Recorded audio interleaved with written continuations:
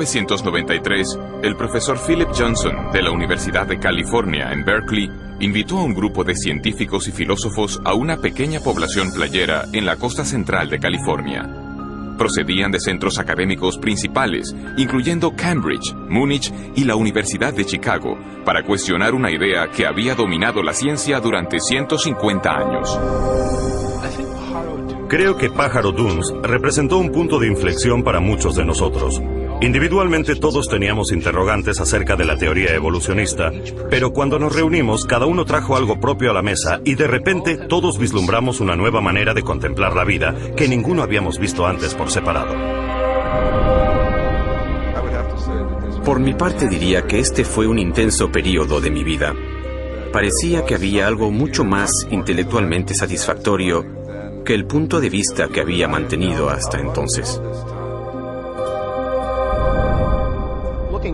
En retrospectiva, creo que esto me motivó para examinar la evidencia y ver a dónde yo creía que conducía. Vi que esto era más grande que cualquier persona o disciplina, y fue el inicio de una comunidad de científicos dispuestos a afrontar el misterio fundamental del origen de la vida.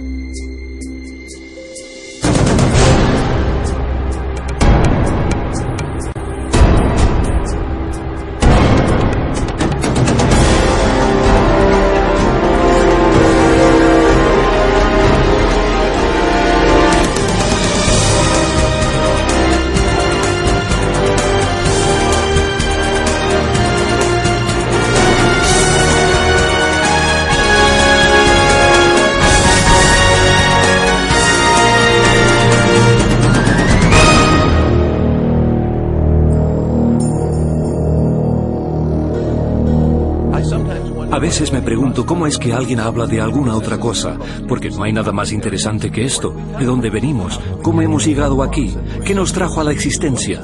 ¿Cuál es nuestra relación con la realidad como un todo? Contemplas la increíble diversidad y complejidad de la vida y es inevitable preguntar, ¿qué trajo todo esto a la existencia? ¿Fue simplemente el azar y la necesidad, fuerzas naturales sin dirección? ¿O hay algo más? ¿Hay un propósito, un plan, un designio? ¿El designio de una causa inteligente? Creo que esta es la pregunta fundamental.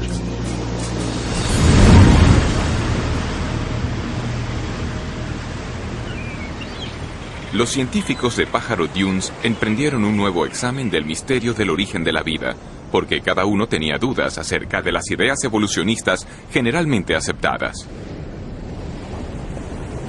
Entre ellos, el bioquímico Michael Behe cuestionaba cómo unos procesos naturales habrían ensamblado las intrincadas estructuras de las células vivas.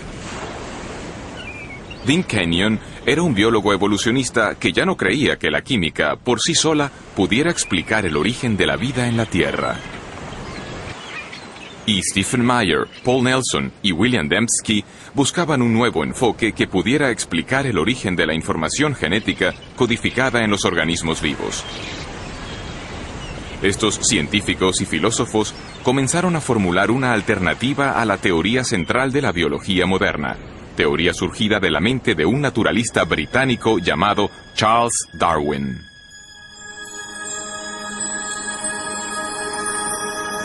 En 1831, Darwin, que a la sazón tenía 22 años, se incorporó a una expedición de exploración de 5 años organizada por el Imperio Británico. Zarpó de Inglaterra en la goleta HMS Beagle, navegó alrededor del extremo sur de América del Sur. Luego se dirigió rumbo al norte, hacia una cadena de islas volcánicas en el Pacífico, las Islas Galápagos.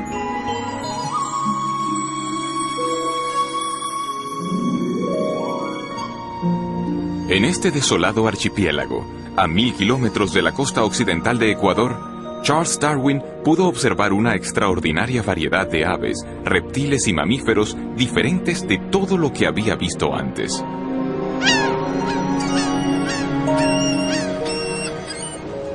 Durante más de un mes, Darwin estudió la vida vegetal y animal, tomó abundantes notas y recogió especímenes. Luego, partió para no volver jamás. Durante 25 años desarrolló una teoría que explicaba el origen de las diversas formas de vida sobre la Tierra. En 1859, Darwin publicó un libro titulado Sobre el origen de las especies. Su impacto sobre la ciencia y a la larga sobre toda la cultura occidental fue espectacular. Darwin argumentó que toda la vida era producto de unas fuerzas naturales sin dirección alguna, el tiempo, el azar y un proceso que él designó como selección natural. Durante 2500 años antes de Darwin, la mayoría de los científicos y filósofos destacados, personas como Platón, Newton o Kepler, habían contemplado el mundo como resultado de alguna clase de designio o plan. Pero con la idea de la selección natural de Darwin, se da un giro radical y se pone en movimiento un verdadero cambio en la filosofía científica. Darwin no fue el primer científico en proponer una teoría de la evolución, pero sí fue el primero en proponer un mecanismo naturalista plausible que podía producir un cambio biológico a lo largo de inmensos periodos de tiempo. Para comprender cómo actúa la selección natural, consideremos las poblaciones de pinzones que Darwin encontró en las Islas Galápagos. 13 especies de pinzones habitan en las Islas Galápagos y varían sutilmente por lo que respecta a tamaño corporal y a la forma del pico. Darwin volvió a Inglaterra con 9 especies diferentes de estos pájaros. Según la teoría darwinista contemporánea, las diferencias en los tamaños y en las formas de los picos de los pájaros son el resultado directo de la selección natural. Un ejemplo que se cita a menudo es el de especies de pinzones granívoros.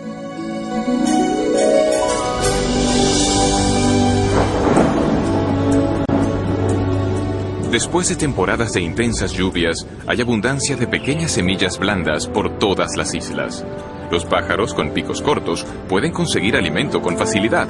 Sin embargo, durante periodos de sequía, las únicas semillas disponibles están protegidas dentro de cáscaras duras y resistentes que permanecen en el suelo desde el año anterior.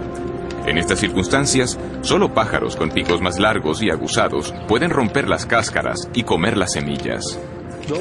Los pájaros con picos más largos sobreviven porque pueden alcanzar el alimento, mientras que otros pájaros no pueden. Así, el pico largo les confiere en este caso lo que los biólogos ahora llaman una ventaja funcional. Desafortunadamente, los pinzones con picos más pequeños mueren de hambre por no poder alcanzar el alimento. Si las condiciones de sequía persisten, el medio causa un cambio en los rasgos de toda la población de pinzones. Con el paso del tiempo, los picos largos pasan a sucesivas generaciones porque estos picos capacitan a los pájaros para sobrevivir. La selección natural era una idea convincente. Las variaciones físicas que resultaban ventajosas eran heredadas por generaciones sucesivas. Por medio de este proceso se alteraban las poblaciones y, con el paso del tiempo, surgirían organismos fundamentalmente diferentes, sin ninguna clase de dirección inteligente. Darwin quería explicarlo todo en la historia de la vida en términos de procesos naturales, no inteligentes, carentes de designio. Y cuando buscó una explicación, lo que encontró fue que un proceso que podía observar en las poblaciones domesticadas también funciona en el ambiente natural. Darwin conocía bien la crianza doméstica de animales. Él mismo había estudiado la crianza de palomas y sabía que, durante siglos, los criadores habían logrado cambios espectaculares en poblaciones seleccionando ciertos ejemplares. Darwin solo sugirió que este mismo proceso también opera en el ámbito natural. Para Charles Darwin, la selección natural explicaba la apariencia de designio sin un diseñador. Ya no había más necesidad de invocar una causa inteligente para la complejidad de la vida. De hecho, la selección natural pasó a ser como un diseñador sustituto. En la actualidad, el darwinismo se da generalmente por sentado en el campo científico y en el mundo académico. Sin embargo, y a pesar de su amplia aceptación, un creciente número de científicos y eruditos, incluyendo los que se reunieron en Pájaro Dunes, están cuestionando aspectos clave de la teoría darwinista. Cuando nos reunimos en Pájaro Dunes, desde luego no estábamos de acuerdo en todo, pero compartíamos una verdadera insatisfacción con el mecanismo de la selección natural y con el papel que se le daba en las explicaciones biológicas. La selección natural es un proceso real y funciona para explicar ciertas clases limitadas de variación. los cambios a pequeña escala. De hecho, tenemos muchos ejemplos de eso. Para lo que no funciona bien es para explicar lo que Darwin creía que podría explicar, la verdadera complejidad de la vida. Tenemos un pico de pinzón y luego tenemos el pinzón mismo. Un pequeño cambio en la estructura del pico frente al origen del organismo como tal. Son fenómenos de escala diferente. Son problemas de clase diferente. Y el problema importante para la biología es comprender dónde funciona la selección natural y dónde no funciona, y el porqué de la diferencia. La evidencia es muy convincente, y todos teníamos la sensación de que si dejábamos que la evidencia hablase por sí misma, nos llevaría en una dirección muy diferente, que nos alejaría de la selección natural hacia una conclusión distinta acerca del origen y de la naturaleza de la vida sobre la Tierra.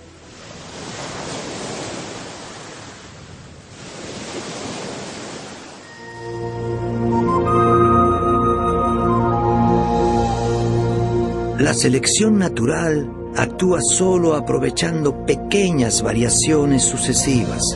Nunca puede hacer un gran salto repentino, sino que ha de avanzar por pasos cortos y seguros, aunque lentos.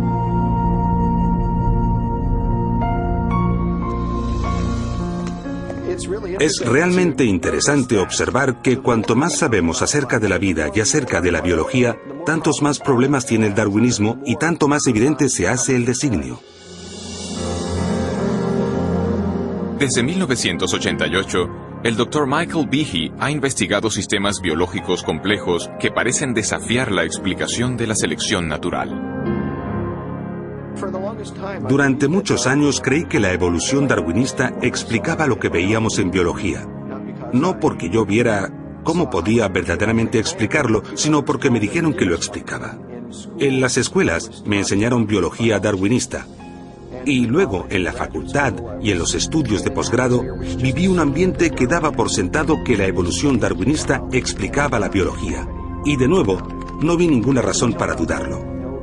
No fue sino hasta hace unos 10 años que leí un libro llamado Evolución, una teoría en crisis, de un genetista australiano llamado Michael Denton, donde exponía una gran cantidad de argumentos científicos contra la teoría darwinista que yo nunca había oído antes. Y los argumentos parecían bastante convincentes. En ese momento comencé a sentirme un poco molesto porque pensaba que me habían estado guiando por un camino falso. Aquí había una buena cantidad de sólidos argumentos y yo había hecho el doctorado en bioquímica, era miembro de la facultad y nunca había ni oído hablar de estas cosas. Y así, a partir de ese momento, me interesé en el tema de la evolución y desde entonces he decidido que los procesos darwinistas no son toda la explicación para la vida. El escepticismo de Michael Behe parte en buena medida de lo que la moderna biología ha descubierto acerca de la unidad más fundamental de la vida, la célula. En el siglo XIX, en vida de Darwin, los científicos creían que la base de la vida, la célula, era un simple glóbulo de protoplasma, como un pequeño fragmento de gelatina o algo que no era difícil de explicar en absoluto. Esta percepción no cambió demasiado hasta los 50, pero a lo largo de la última mitad del siglo XX, nuestro conocimiento de la célula ha avanzado de manera formidable.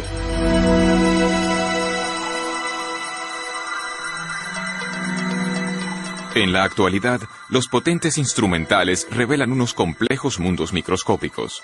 Mundos tan diminutos que un solo dedal lleno de un cultivo líquido puede contener más de 4.000 millones de bacterias unicelulares, cada una de ellas repleta de circuitos, instrucciones de ensamblaje y máquinas miniaturizadas, de tal complejidad que Charles Darwin jamás pudo haberse imaginado. En la misma base de la vida, donde las moléculas y las células realizan su función, hemos descubierto máquinas, literalmente máquinas moleculares. Hay diminutos camiones moleculares que transportan suministros de una parte a otra de la célula. Hay máquinas que capturan la energía de la luz solar y la transforman en energía utilizable. Hay tantas máquinas moleculares en el cuerpo humano como funciones realiza. De modo que cuando uno piensa en el oído, la vista, el olfato, el gusto, el tacto, la coagulación de la sangre, la acción respiratoria, la respuesta inmunológica, todo esto exige una multitud de máquinas. Cuando contemplamos estas máquinas nos preguntamos ¿de dónde vienen? Y la respuesta rutinaria, la evolución darwinista, desde mi punto de vista, es sumamente inadecuada. A principios de los 90, en una serie de conferencias científicas, Behe comenzó a compartir sus dudas acerca de la capacidad de la selección natural para construir máquinas moleculares complejas. Una de las máquinas en particular le atrajo la atención. Recuerdo la primera vez que miré un libro de texto de bioquímica y vi un dibujo de algo que se llamaba el flagelo bacteriano, con todas sus piezas en toda su gloria. Tenía una región de propulsión y codo, el eje rotor y el motor. Y contemplé aquello y me dije, esto es un motor fuera de borda, esto ha sido diseñado, esto no es un ensamblaje de piezas al azar. La reacción de Behe no fue sorprendente, porque cada uno de los motores moleculares que impulsan a las bacterias en el seno de un líquido depende de un sistema de piezas mecánicas intrincadamente dispuestas. Estas piezas aparecen claras cuando se amplían porciones de una célula 50.000 veces.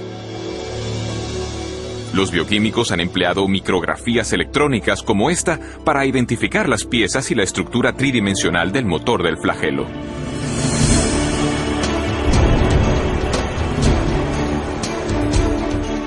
Con esta investigación han desvelado una maravilla de ingeniería a escala miniaturizada.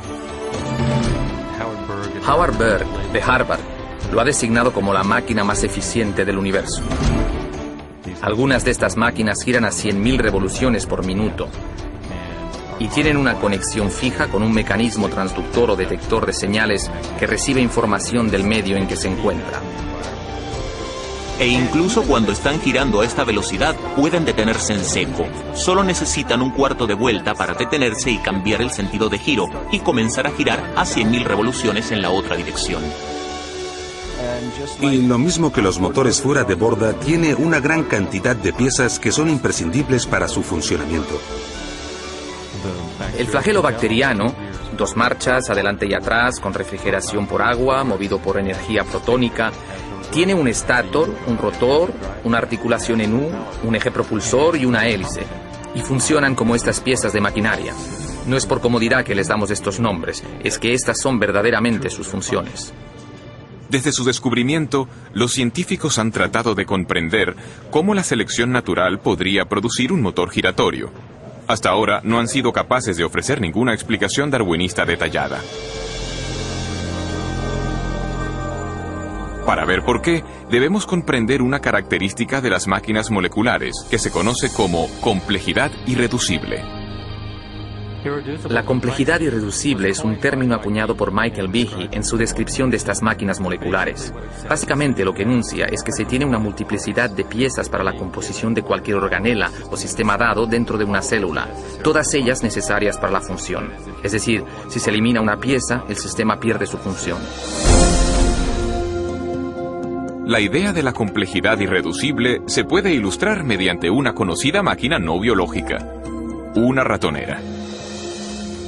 La ratonera está compuesta de 5 piezas fundamentales: un gatillo en el que se pone el cebo, un muelle potente, una delgada varilla doblada conocida como martillo, una barra retenedora para asegurar el martillo en su lugar y una base sobre la que se monta todo el sistema. Si falta cualquiera de estas piezas o es defectuosa, el mecanismo no funcionará. Han de estar presentes simultáneamente todos los componentes de este sistema irreduciblemente complejo para que la máquina cumpla su función: atrapar ratones. La complejidad irreducible se aplica también a las máquinas biológicas, incluyendo el motor flagelar bacterial. En total hay alrededor de 40 piezas proteínicas diferentes que son necesarias para que esta máquina funcione.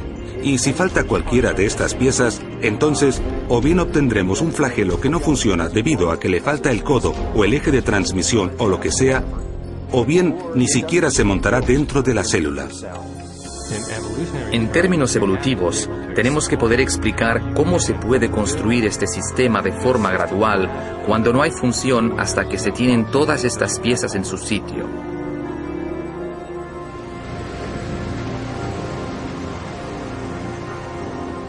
La complejidad irreducible de las máquinas moleculares plantea un enérgico desafío al poder de la selección natural.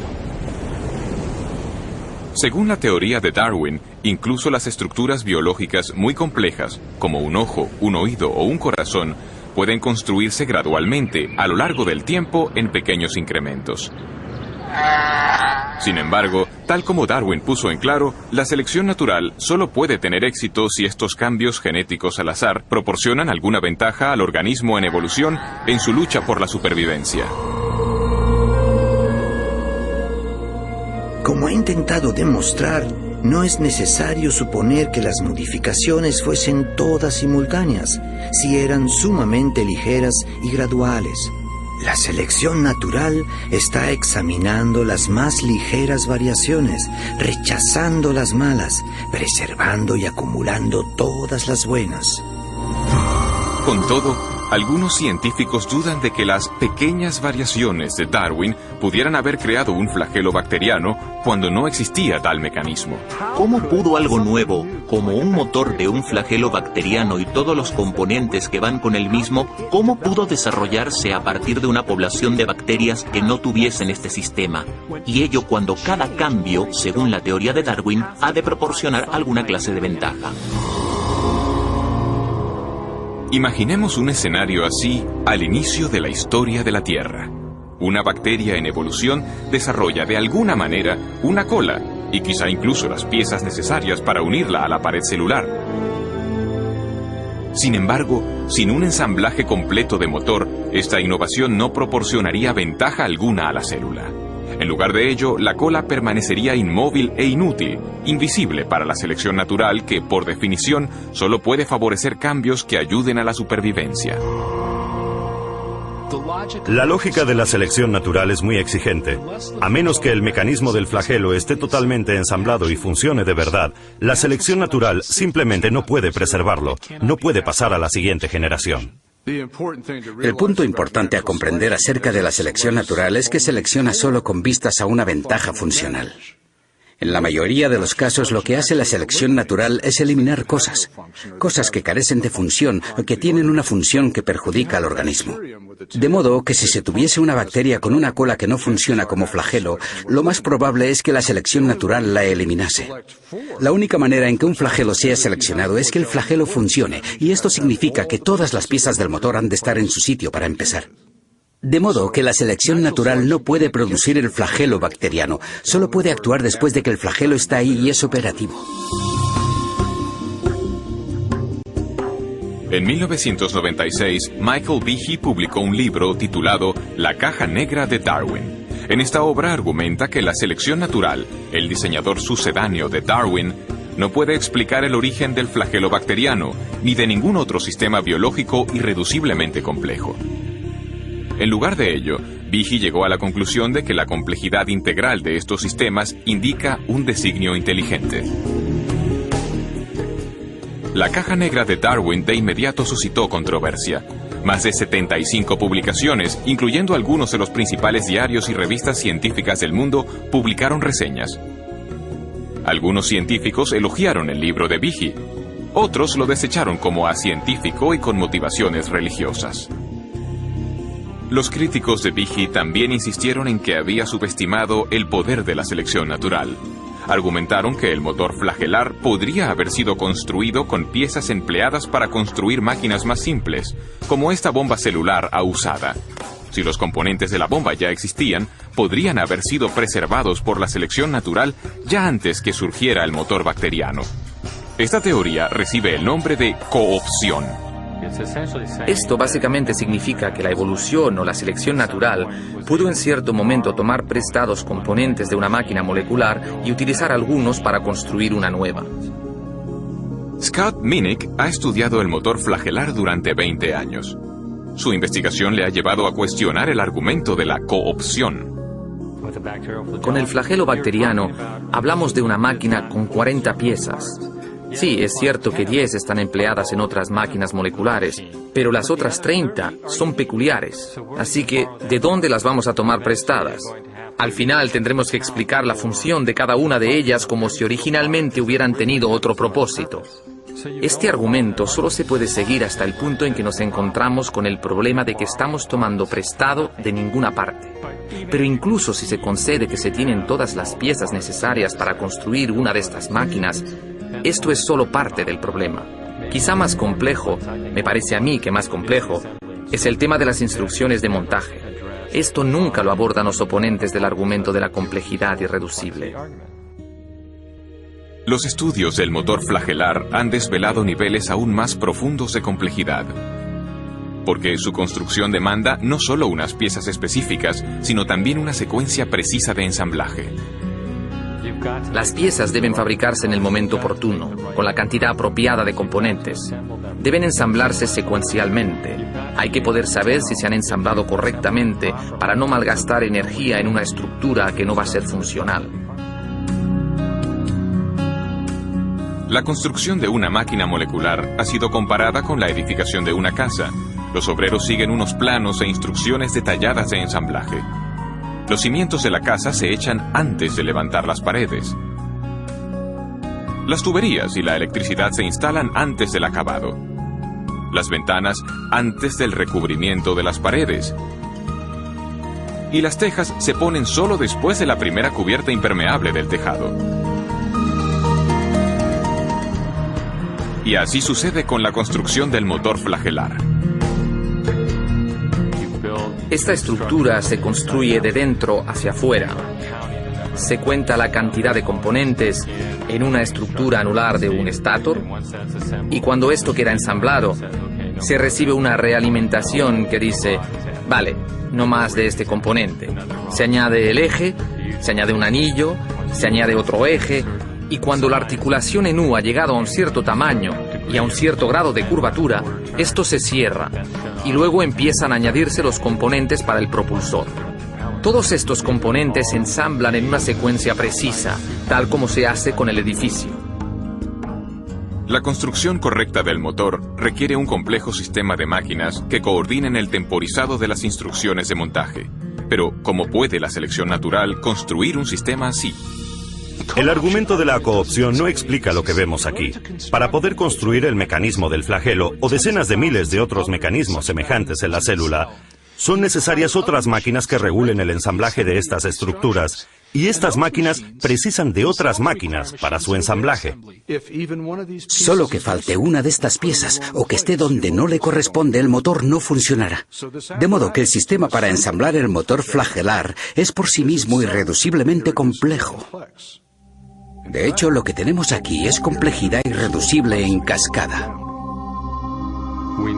Sabemos mucho acerca del flagelo bacteriano. Todavía tenemos mucho que aprender, pero sabemos mucho acerca de él. Y no hay explicación acerca de cómo esta compleja máquina molecular fue jamás producida por un mecanismo darwinista. Hace 150 años, los científicos no tenían conocimiento de las máquinas moleculares de complejidad irreducible. Sin embargo, Charles Darwin consideró la dificultad de que sistemas como estos podrían plantear a su teoría. Si pudiera demostrarse que existió un órgano complejo que no se formó por numerosas y ligeras modificaciones sucesivas, mi teoría fracasaría por completo.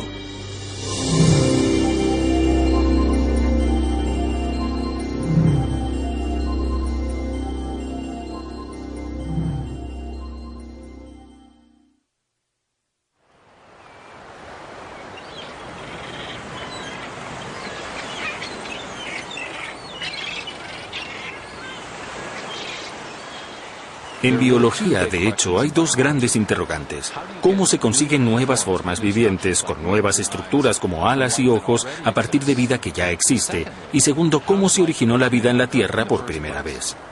Hoy sabemos que Darwin pasó la mayor parte de su vida formulando una respuesta a la primera pregunta.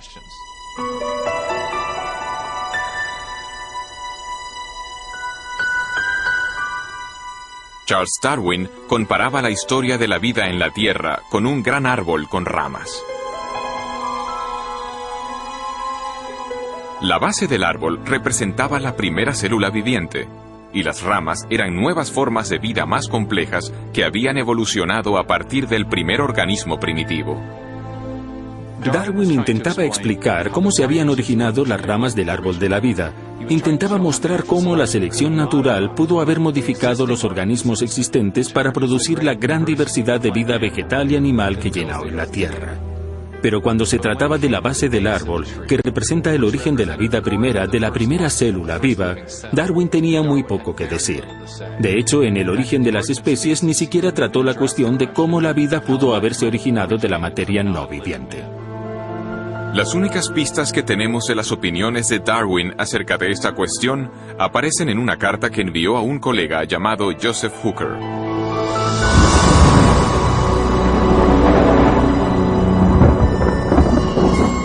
Por lo que respecta a la primera producción de un organismo viviente, sí, y oh, qué gran sí, pudiéramos imaginarnos en algún pequeño y cálido estanque con toda clase de sales amoniacales y fosfóricas, luz, calor y electricidad presentes, que se formase químicamente un compuesto proteínico listo para sufrir cambios aún más complejos. Hoy esta materia sería devorada al instante, pero puede que esto no fuese así antes que se formasen criaturas vivientes. En los últimos años de su vida, Darwin hizo poco por desarrollar su idea de que hubiera surgido una célula primitiva de compuestos químicos simples en las aguas primordiales de la Tierra primitiva. Pero más adelante, en los años 20 y 30, un científico ruso llamado Alexander Oparin formuló una detallada teoría acerca de cómo esto hubiera podido suceder, y la llamó evolución química. Oparin creía que podía explicar el origen de la primera vida con los principios darwinistas. Imaginó unos compuestos químicos simples que se combinaban y recombinaban para formar moléculas mayores, y estas moléculas más grandes se organizaban a sí mismas con la ayuda de variaciones al azar y de la selección natural para constituir la primera célula primitiva. En las 3 décadas siguientes, muchos científicos trabajaron para desarrollar y afinar estas ideas, mientras ponderaban las cuestiones suscitadas, tanto por Oparin como por Darwin. ¿Cómo pudo evolucionar la vida a partir de unos compuestos químicos simples? Un hombre creyó que lo sabía. El problema de los orígenes biológicos, por un largo tiempo, diría yo, ha sido de un profundo interés para mí precisamente por la escala del problema, por su importancia. ¿De dónde venimos? ¿Por qué estamos aquí? Toda esa clase de preguntas exploradas desde el punto de vista de la ciencia natural. Desde finales de los 60 hasta principios de los 80, Dean Kenyon fue uno de los teorizadores químicos evolucionistas del mundo. Y como otros en su campo, intentaba explicar el origen de la vida por medio de un proceso puramente natural. En 1969, Kenyon fue coautor de un importante libro sobre el origen de la vida. Gary Steinman y yo mismo creíamos que si lográbamos reunir en una exposición seguida todas las líneas de evidencia empírica acumuladas desde los 60, nos entusiasmaba la posibilidad de explicar el origen de los principales elementos componentes de la vida.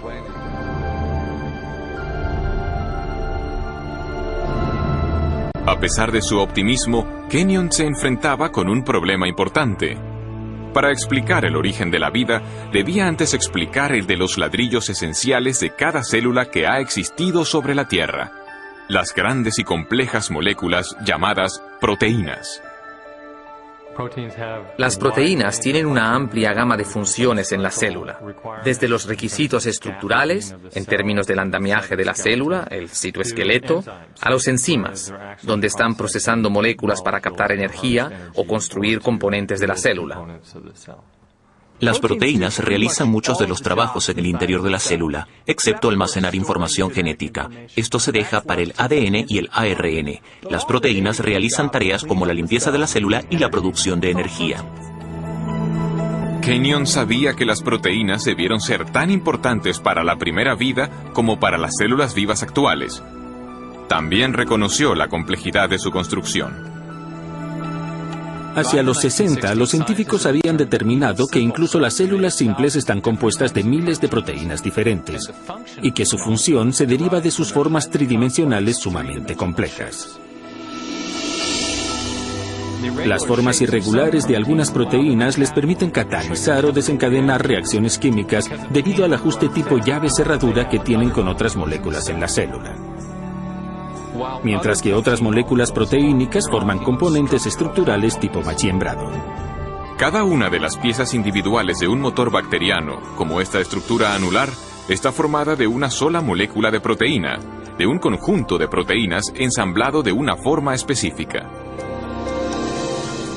Estas proteínas están constituidas a su vez por unas unidades químicas más pequeñas llamadas aminoácidos, enlazadas en largas cadenas. Aparece un gran nivel de complejidad de arquitectura en estas unidades celulares, en estos aminoácidos constituyentes de las proteínas. En la naturaleza se emplean 20 tipos diferentes de aminoácidos para construir cadenas de proteínas. Los biólogos los han comparado con las 27 letras del alfabeto. Las letras del alfabeto se pueden ordenar en una enorme cantidad de combinaciones posibles y es la disposición de la secuencia de las letras la que determina si tenemos palabras y frases con significado. Si las letras están bien colocadas se obtiene un texto con sentido, pero si no se ordenan de forma correcta se obtiene una jerigonza. El mismo principio sirve para los aminoácidos y las proteínas. Hay al menos 30.000 tipos distintos de proteínas, cada una a partir de una combinación diferente de los mismos 20 aminoácidos. Estos están ordenados, como letras, para formar cadenas de a menudo cientos de unidades. Si los aminoácidos son secuenciados correctamente, la cadena se doblará para formar una proteína funcional. Las proteínas se ordenan con sus aminoácidos de tal manera que los aminoácidos caen el uno sobre el otro en una arquitectura que está preprogramada por el orden de los aminoácidos. Se dobla formando una estructura específica y esa estructura puede realizar una determinada función. De modo que todas las proteínas en una célula tienen una forma tridimensional basada en la secuencia de los aminoácidos en la cadena. Esta disposición es crítica, porque si los aminoácidos están secuenciados de manera incorrecta, se forma una cadena inútil, y en vez de doblarse para formar una proteína, será destruida dentro de la célula. Las proteínas, como lenguajes escritos o códigos de computadora, poseen un elevado grado de especificidad. La función del todo depende de la disposición precisa de las partes individuales. Pero, ¿qué es lo que produce el secuenciado preciso de los aminoácidos que da lugar a las formas y funciones específicas de las proteínas? Durante los 50 y 60, los descubrimientos acerca de las estructuras de las proteínas obligaron a los biólogos a hacer frente a este misterio. Dean Kenyon creía que lo podría solucionar. En su libro Predestinación bioquímica, Kenyon y su coautor Gary Steinman propusieron una sugerente teoría. Kenyon escribió: la vida pudo haber estado bioquímicamente predestinada por las propiedades de atracción que existen entre sus componentes químicos, en particular entre los aminoácidos en las proteínas. Cuando apareció Predestinación bioquímica, mi coautor y yo estábamos totalmente convencidos de que teníamos una explicación científica para los orígenes.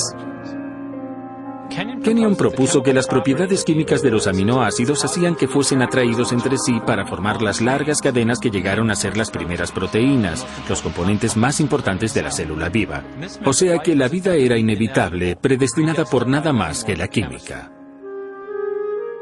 Muchos científicos abrazaron las ideas de Kenyon, y durante los siguientes 20 años, Predestinación bioquímica se convirtió en un bestseller sobre la teoría de la evolución química. Pero 5 años después de la publicación del libro, Kenyon comenzó a dudar de la credibilidad de su propia teoría. Fue durante este periodo de tiempo que se manifestaron mis dudas acerca de ciertos aspectos del pensamiento evolucionista al entrar en contacto con un sólido contraargumento que me planteó uno de mis estudiantes. Y yo no pude refutar ese contraargumento. Kenyon fue desafiado a explicar cómo se podrían haber ensamblado las primeras proteínas sin la ayuda de instrucciones genéticas. En las células vivientes actuales, las cadenas de aminoácidos no se forman directamente por atracción entre sus componentes, el escenario que Kenyon postulaba para la Tierra primitiva. En su lugar, Otra gran molécula dentro de la célula almacena instrucciones para secuenciar los aminoácidos en las proteínas. Se la llama ADN. Al principio, Kenyon creía que las proteínas podrían haberse formado directamente a partir de los aminoácidos sin las instrucciones de ensamblaje del ADN. Por eso es que tantos científicos estaban entusiasmados con su teoría. Pero cuanto más aprendía acerca de las propiedades de los aminoácidos y de las proteínas, tanto más comenzó a dudar de que las proteínas pudieran autoensamblarse sin ADN. En el ADN, Kenyon se encontró con una molécula con una propiedad que no podía explicar mediante procesos naturales. Porque, encerrada con seguridad dentro de su estructura de doble hélice, existe abundante información, en forma de compuestos químicos con una secuencia precisa representada por las letras A, C, T, G. En un lenguaje escrito, la información se comunica por un ordenamiento preciso de las letras. De la misma manera, las instrucciones necesarias para ensamblar aminoácidos, para formar proteínas, son transmitidas por las secuencias de componentes químicos ordenados a lo largo de la estructura del ADN. Este código químico ha sido llamado el lenguaje de la vida, y es el conjunto de información más compacto y elaborado al menor detalle en todo el universo conocido. Como otros científicos que trabajaban en el origen de la vida, Kenyon se dio cuenta de que tenía dos opciones. Debía explicar o bien la procedencia de estas instrucciones genéticas de ensamblaje, o bien cómo surgieron las proteínas directamente de los aminoácidos sin ADN en los océanos primordiales. Y al final vio que no podía explicar ni lo uno ni lo otro.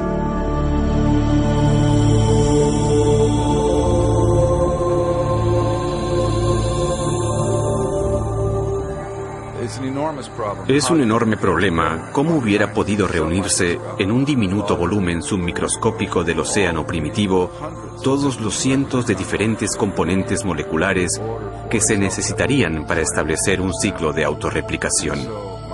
Y así fue como mis dudas acerca de si los aminoácidos podrían ordenarse a sí mismos en secuencias biológicas con significado, sin la presencia de un material genético preexistente, llegaron, para mí, a un punto intelectual decisivo hacia el final de la década de los 70. Mientras Kenyon reevaluaba su teoría, nuevos descubrimientos bioquímicos debilitaron más aún su convicción de que los aminoácidos se organizaran ellos solos para formar proteínas. Cuanto más efectuaba mis propios estudios, incluyendo un periodo en el Centro de Investigaciones Ames de la NASA, tanto más evidente se hacía que había múltiples dificultades con la explicación de la evolución química. Y el posterior trabajo experimental demostró que los aminoácidos no tienen la capacidad de ordenarse a sí mismos para formar ninguna secuencia biológica con significado. Enfrentado a crecientes dificultades con su propia teoría y a un creciente cuerpo de datos científicos acerca de la importancia del ADN, Kenyon se vio forzado a hacer frente a la absoluta necesidad de la información genética.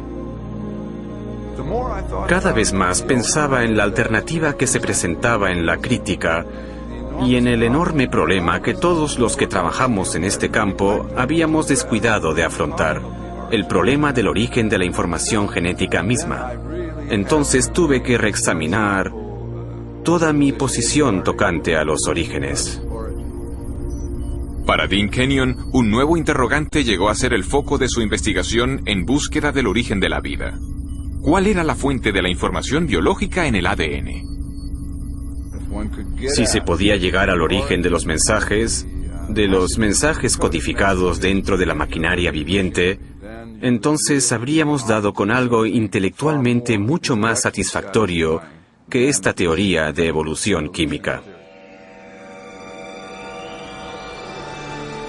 Kenyon se daba cuenta de que las alternativas se iban reduciendo.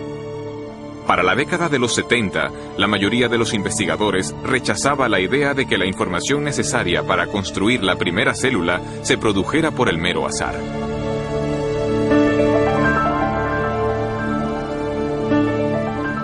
Para comprender la razón, consideremos la dificultad de generar un par de líneas del Hamlet de Shakespeare dejando caer letras del juego Scrabble sobre una mesa. Luego consideremos que las instrucciones genéticas específicas para construir las proteínas ni del organismo unicelular más simple llenarían cientos de páginas de texto impreso.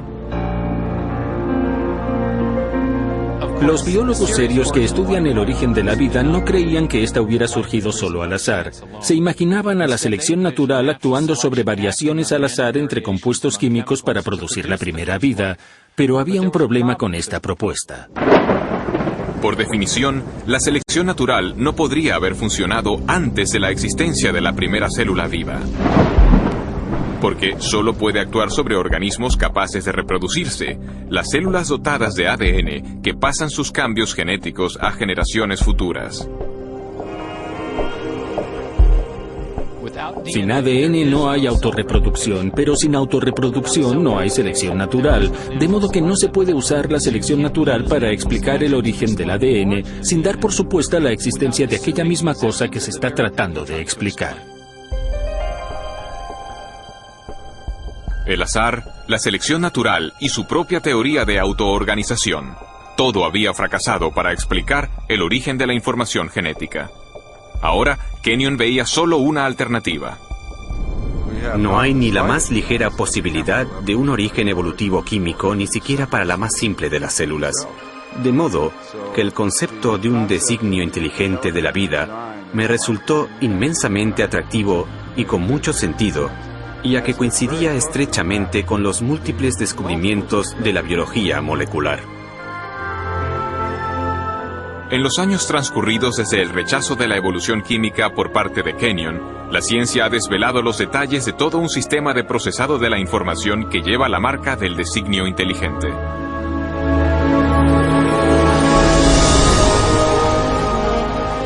Con animación por computadora podemos entrar en la célula para ver este asombroso sistema en acción.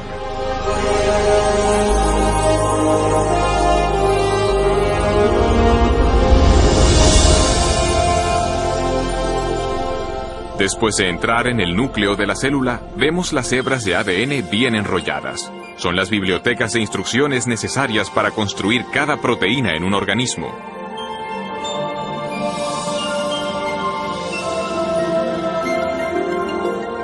En un proceso conocido como transcripción, una máquina molecular desenrolla primero una sección de la hélice del ADN para exponer las instrucciones genéticas necesarias para ensamblar una molécula específica de proteína. Otra máquina copia luego estas instrucciones para formar una molécula llamada ARN mensajero.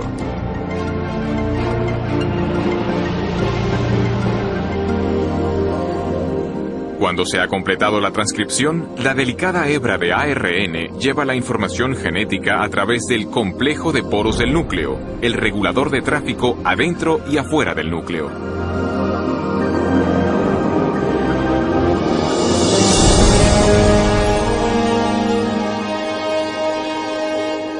La hebra de ARN mensajero se dirige a una fábrica molecular en dos partes llamada ribosoma. Después de fijarse con seguridad, comienza el proceso de traducción.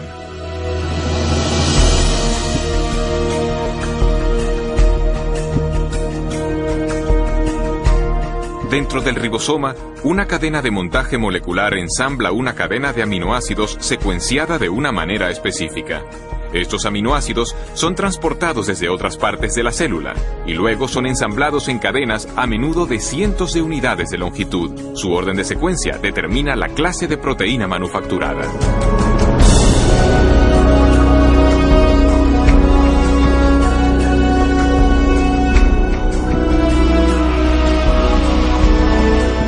Cuando se completa la cadena, se transporta desde el ribosoma a una máquina con forma de barril que ayuda a doblarla en la forma precisa y crítica para su función.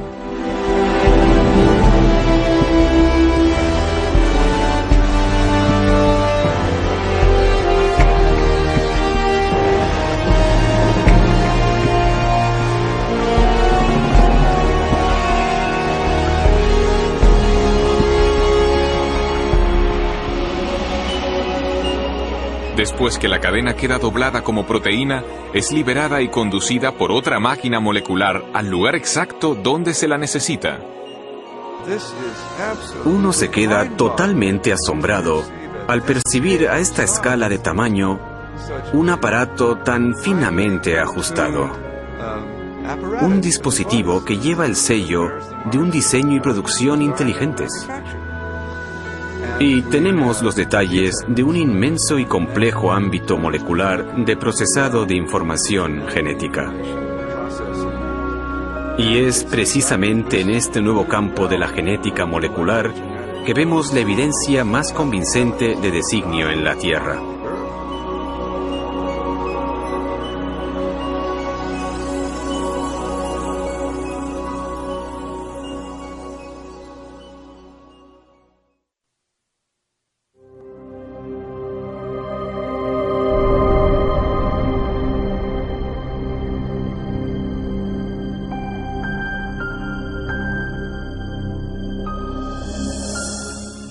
Cuando observo máquinas moleculares o el proceso increíblemente complejo por el que se dividen las células, debo preguntarme, ¿es posible que haya una inteligencia detrás de todas estas cosas? ¿Que haya un plan y un propósito para esta estructura? La ciencia debería ser una investigación en búsqueda de la verdad acerca del mundo. En tal caso, no deberíamos prejuzgar lo que pudiera ser verdad. No deberíamos decir, no me gusta esta explicación, pues la dejo de lado. Más bien, cuando topamos con un enigma de la naturaleza, deberíamos aplicarle todas las posibles causas que lo pudieran explicar. Uno de los problemas que tengo con la teoría de la evolución es que excluye artificialmente un tipo de causa incluso antes de que la evidencia haya tenido la posibilidad de hablar, y la causa que se excluye es la inteligencia.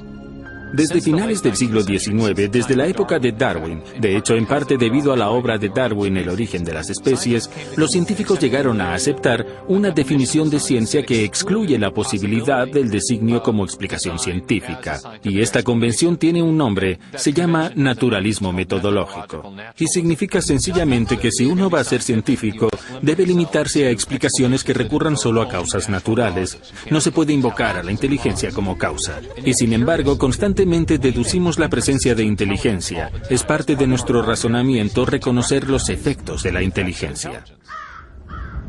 Consideremos, por ejemplo, estos mensajes en jeroglíficos tallados en las ruinas de monumentos egipcios. Nadie atribuiría las formas y ordenaciones de estos símbolos a causas naturales, como tempestades de arena o la erosión. Más bien, las reconocemos como obra de antiguos escribas, unos agentes humanos inteligentes. Un razonamiento similar nos lleva a concluir que las misteriosas figuras de piedra de la isla de Pascua no se formaron por la acción del viento y del agua durante largos espacios de tiempo. Tampoco pretendemos que las plantas puedan adquirir estas formas tan familiares sin alguna clase de dirección inteligente. Constantemente hacemos estas inferencias y sabemos que son correctas, pero la cuestión es, ¿en base a qué sacamos estas conclusiones? ¿Cuáles son los rasgos que nos permiten reconocer la inteligencia? Recientemente, en su libro La inferencia del designio, el matemático William Dembski ha hecho un importante avance en la comprensión del razonamiento acerca del designio. Dembski ha identificado los rasgos específicos de los artefactos que nos llevan a reconocer una actividad inteligente previa. Llegué a esto intentando examinar cómo razonamos acerca del designio. ¿Cuáles son los pasos lógicos que seguimos para llegar a la conclusión de que hay designio en algo? De modo que lo que estoy intentando es establecer unos criterios fiables, empíricos y científicamente rigurosos para decidir si algo es realmente resultado de un designio. Estaba examinando la lógica de esta cuestión y lo que descubrí es que se necesita improbabilidad y especificación, la clase correcta de diseños objetivos. Según Dembski, los humanos detectamos correctamente la actividad de la inteligencia cuando observamos un objeto o sucesos sumamente improbables, que además concuerdan con un diseño reconocible. Precisamente es esta clase de diseño la que se encuentra en los Montes Negros de Dakota del Sur.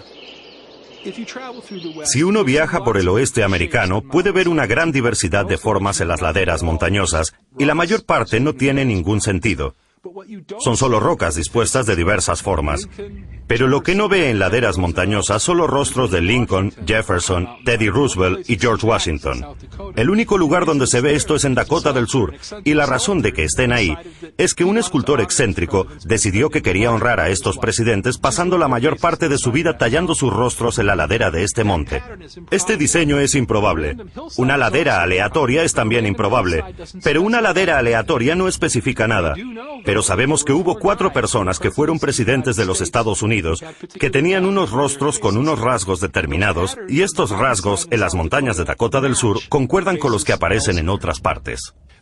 Si miro los rostros, reconozco al momento que concuerdan con los de los 4 presidentes conocidos por las monedas o retratos en la National Gallery o por ilustraciones en libros.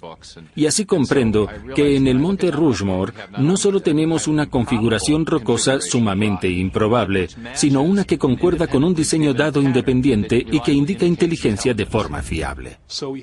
Así tenemos una pequeña probabilidad, especificación. Es designio.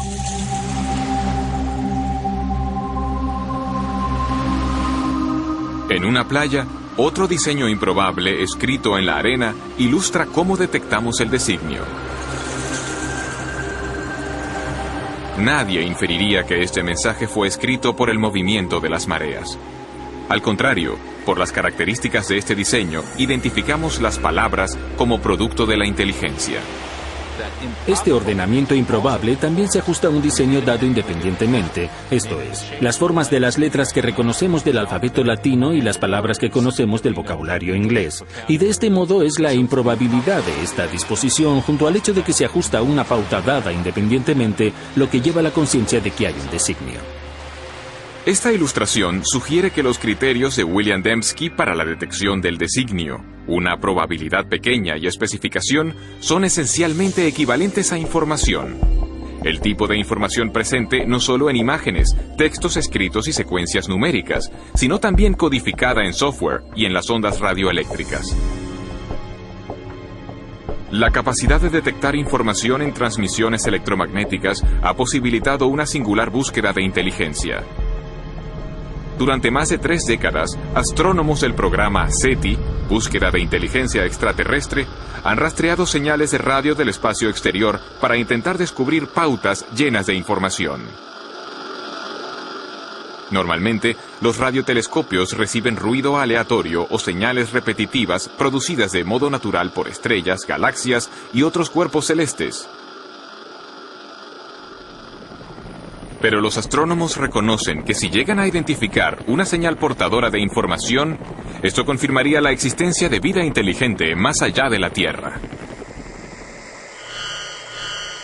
Algunos han especulado que una civilización extraterrestre podría haberse intentado comunicar transmitiendo mensajes en el lenguaje universal de las matemáticas, quizá mediante una pauta reconocible, como una serie de números primos. Esto no se obtendría por azar. Se necesitaría complejidad o improbabilidad, muchísimos números primos y una pauta. Tendría que ser justo la pauta adecuada, no la que uno imponga, sino una que esté ahí objetivamente. Hasta hoy, el SETI ha fracasado en su intento de descubrir cualquier pauta o información que pudiera indicar una inteligencia en una galaxia lejana. Pero en otro universo, mucho más cercano a nosotros, los científicos han descubierto una gran riqueza de información dentro del núcleo de la célula viva. El ADN posee una estructura ideal para ser soporte de información. En las A's, T's, C's y G's, las bases de la doble hélice del ADN, hay capacidad para almacenar una prodigiosa cantidad de información. De hecho, no hay entidad en todo el universo conocido que almacene y transmita más información y de una manera más eficiente que la molécula de ADN. Una secuencia completa de ADN humano tiene 3.000 millones de caracteres individuales. El análisis de las zonas de codificación de la molécula del ADN muestra que sus caracteres químicos tienen un orden específico que les permite comunicar instrucciones o información detalladas, muy parecido a letras en una frase o a dígitos binarios en un código de computadora. Bill Gates dijo que el ADN es como un programa de computadora, pero más complejo que cualquiera que hayamos podido desarrollar. Y si lo pensamos siquiera por un minuto, resulta una observación de lo más sugerente. Porque sabemos que Bill Gates no emplea el viento, ni la erosión, ni generadores de números aleatorios para crear su software. Él emplea ingenieros inteligentes, ingenieros de sistemas computacionales. Así, todo lo que sabemos en nuestra experiencia sugiere que los sistemas ricos en información surgen del designio inteligente. Pero ¿qué hacemos del hecho de que hay información en la vida, en cada célula viva de cada organismo vivo? Este es el misterio fundamental. ¿De dónde procede esta información? Durante los últimos 15 años, el filósofo y científico Stephen Meyer ha estado trabajando para dar respuesta a esta pregunta.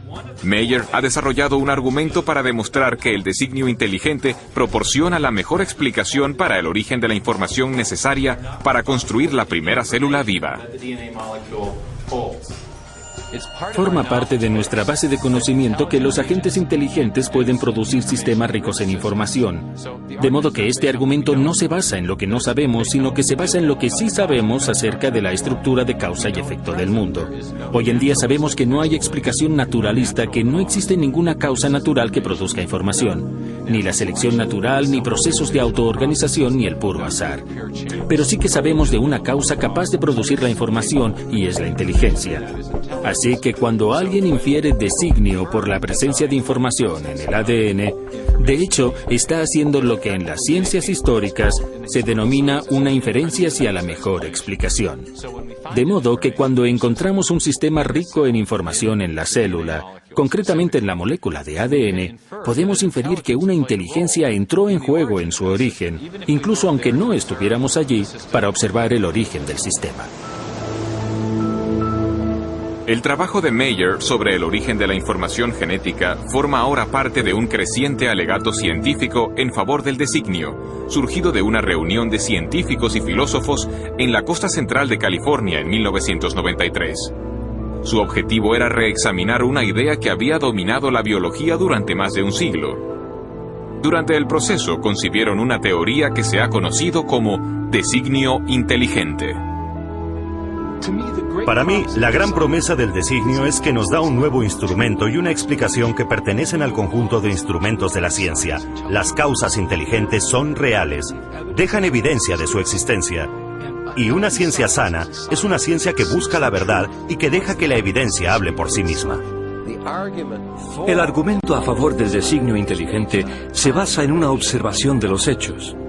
Ahora bien, esta es mi definición de buena ciencia. Es observación de los hechos. Y cuando se observan los hechos, como lo hizo Michael Behe, ¿qué es lo que se observa? Se observa este increíble diseño de complejidad interrelacionada. Y la forma como llegamos a la conclusión de un designio inteligente para el flagelo bacteriano es la misma que para un motor fuera de borda. En el fuera de borda vemos cómo las piezas interactúan y sabemos que esto lo hizo alguien. El razonamiento es el mismo para las máquinas biológicas, de modo que la idea del designio inteligente es totalmente científica. Desde luego, puede que tenga implicaciones religiosas, pero no depende de premisas religiosas. Cuando observo la evidencia objetivamente, sin excluir la posibilidad de designio, sencillamente el designio se destaca como la explicación más probable. Y por eso creo que es la correcta. Creo que el designio vuelve a estar sobre la mesa. Estos sistemas no pueden explicarse por ley natural. Y si buscamos la verdad, y realmente están diseñados, si hay que ser ingenieros de sistemas para comprenderlos, entonces, ¿cuál es el problema? Uno va a donde los datos le llevan. Y las implicaciones, sí, claro, tienen profundas implicaciones metafísicas, pero si es así, que así sea. Por tanto, es una idea impactante que el universo sea racional y comprensible, con la rúbrica de una inteligencia suprema que ha querido que este mundo sea comprendido. Y es algo que garantiza el programa de la ciencia, porque entonces uno puede contemplar el mundo y el mundo tendrá sentido. Si todo fuese simplemente un conjunto caótico, no habría motivo para esperar racionalidad ahí.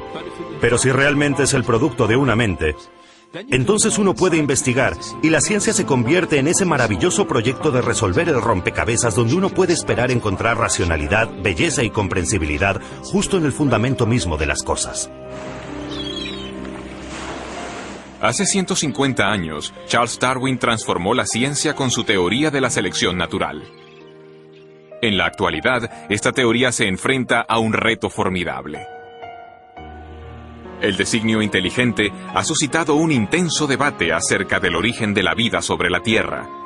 Y para un creciente número de científicos, representa un paradigma. Una idea con el poder de, una vez más, redefinir los fundamentos del pensamiento científico. Durante el siglo XIX, los científicos creían que había dos entidades fundamentales, la materia y la energía. Pero al entrar en el siglo XXI tenemos una tercera entidad fundamental que la ciencia ha tenido que reconocer, y es la información. Y con la biología de la edad de la información crece la sospecha de que lo que estamos viendo en la molécula de ADN es realmente un artefacto de la mente, un artefacto de la inteligencia, algo que solo puede explicarse como producto de un designio inteligente.